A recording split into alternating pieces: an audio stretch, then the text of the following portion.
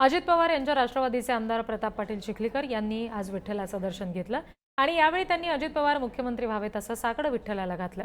चिखलीकर यांच्या घरात आजोबांपासून वारीची परंपरा आहे। त्यांचे वडील, भाऊ, घरातील सर्व मंडळी न चुकता वारी करतात असंही त्यांनी यावेळी सांगितलं। तर येणाऱ्या काळामध्ये स्थानिक स्वराज्य संस्थांच्या निवडणुका या महायुती म्हणून होतील। संख्या वाढल्यामुळे काही ठिकाणी मैत्रीपूर्ण लढती होतील असं चिखलीकर म्हणाले। त्यांच्याशीच या संदर्भात आमचे प्रतिनिधी माऊली डांगे यांनी संवाद साधलेला आहे, तो आपण बघणारच आहोत।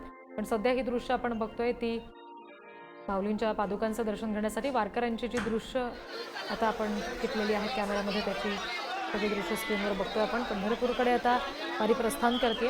आता सध्या लोणंदमध्ये मुक्काम आहे पालखीचा। आमदार प्रताप पाटील चिखलीकरांनी सुद्धा विठ्ठलाचं दर्शन घेतलंय। यावेळी अजित पवार मुख्यमंत्री होऊ देत असं साकडं त्यांनी घातलेलं आहे। राष्ट्रवादीचे आमदार प्रताप पाटील चिखलीकर आपल्या बरोबर आहेत। त्यांनी आज विठ्ठलाचं दर्शन घेतलंय। काय सांगाल की आज विठ्ठलाचं दर्शन घेतलंय, काय साकडं घातलंय? मी पांडुरंगाला प्रथम पांडुरंगाच्या चरणी आणि रुक्मिणीच्या चरणी नतमस्तक होतो।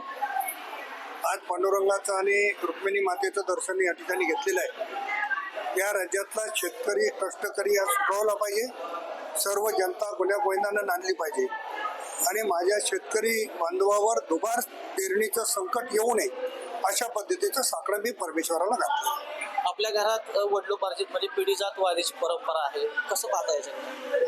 माझे वडील म्हणजे आता माझं वय जवळपास 63 वर्ष आहे।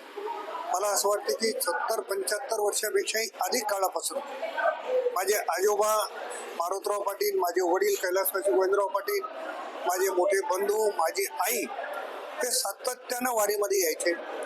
माझी पत्नी 4 वर्ष पंढरपूरची वारी पायी केलेली आहे। त्याच्यामुळं आणि गेल्या 19 वर्षापासून मी या वारीमध्ये येतोय। त्याच्यामुळं पांडुरंग